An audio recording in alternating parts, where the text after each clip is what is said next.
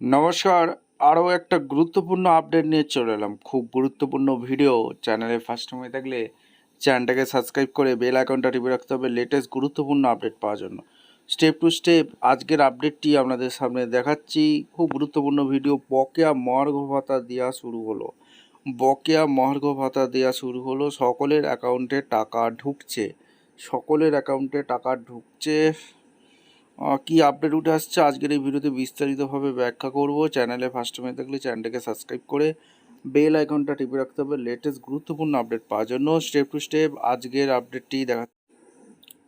আচ্ছা, দেখে নিন কী বলছে। বাকিদের সিদ্ধান্ত হতে পারে আগামীকালের বৈঠকে অবসরপ্রাপ্তদের বকেয়া দিয়ে দেওয়া শুরু করে দিল নবান্ন। সুপ্রিম কোর্টের নির্দেশ মতো রাজ্য সরকারের এবার সম্পূর্ণ বকেয়া মহার্ঘ ভাতা মিটে দিতে উদ্যোগী হলো। প্রথম দফে সরকারি অবসরপ্রাপ্ত কর্মীদের 2008 থেকে 2015 সাল পর্যন্ত বকেয়া থাকা মহার্ঘ ভাতা দিয়ে দেওয়ার সিদ্ধান্ত নিয়েছে প্রশাসন। ইতিমধ্যেই রাজ্যের অবসরপ্রাপ্ত সরকারি কর্মচারীদের বকেয়া মহার্ঘ ভাতা দিয়ে দেওয়া শুরু করেছে রাজ্য সরকার। নবান্নের অর্থ দপ্তর সূত্রে খবর, শুক্রবার থেকেই বকেয়া ডিএর টাকা দেওয়া শুরু হয়ে গিয়েছে।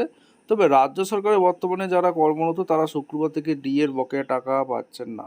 আপাতত টাকা দেওয়া হচ্ছে কেবল অবসরপ্রাপ্ত আধিকারিকদের। এর মাধ্যমেই আগামীকাল সোমবার ডিএ আন্দোলনকারীদের সঙ্গে নবান্নে বৈঠক বসছেন মুখ্যমন্ত্রী শুভেন্দু অধিকারী। সেখানে বেশ কিছু সিদ্ধান্ত হতে পারে। নবান্নের সূত্রে খবর, ইতিমধ্যেই 2016 সালের 1 জানুয়ারি থেকে 2019 ডিসেম্বর পর্যন্ত এই অর্থ ইতিমধ্যেই অবসরপ্রাপ্ত কর্মীদের ব্যাঙ্ক অ্যাকাউন্টে চলে গিয়েছে। আবার 2008 থেকে 2015 31 ডিসেম্বর পর্যন্ত বকেয়া মহার্ঘ ভাতা দিতে শুরু করেছে রাজ্য সরকার। তবে কলকাতা পুরসভা এলাকার অবসরপ্রাপ্ত কর্মীরা এই সুবিধা এক্ষুনি পাবেন না। কারণ হিসাবে নবান্নের খবর, ব্যাংক মারফত যাদের পেনশন হয় তাদের বিস্তারিত তথ্য কি বলছে, এইচডি বেঙ্গলের মাধ্যমে রাজ্য সরকারের পাওয়ার কথা। কিছু জটিলতার কারণে সেই কাজ শুরু হলেও তা সম্পূর্ণ করা যায়নি। কিন্তু রাজ্যের অন্যান্য অংশে যেখানে ট্রেজারির মাধ্যমে অবসরপ্রাপ্ত কর্মীরা পেনশন পান, সেখানে এই তথ্যের সঙ্গে কোনো সমস্যা দেখা দিচ্ছে না। ট্রেজারি নিয়মিত পেনশন দেওয়ার কারণে তাদের কাছে অবসরপ্রাপ্ত কর্মীদের বিস্তারিত তথ্য রয়েছে।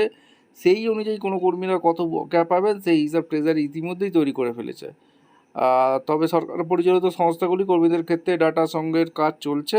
তাদের কর্মীদের এবং অবসরপ্রাপ্ত কর্মীদের বকেয়া পরিমাণ কী রয়েছে, কারা কত টাকা পাবেন সে সম্পর্কে বিস্তারিত তথ্য তৈরি কাজও চলছে দ্রুতগতিতে। দর্শক, আপনাদের মতামত অবশ্যই কমেন্ট সেকশনে ব্যক্ত করবেন। দেখা হচ্ছে কোনো পরবর্তী ভিডিও। ধন্যবাদ।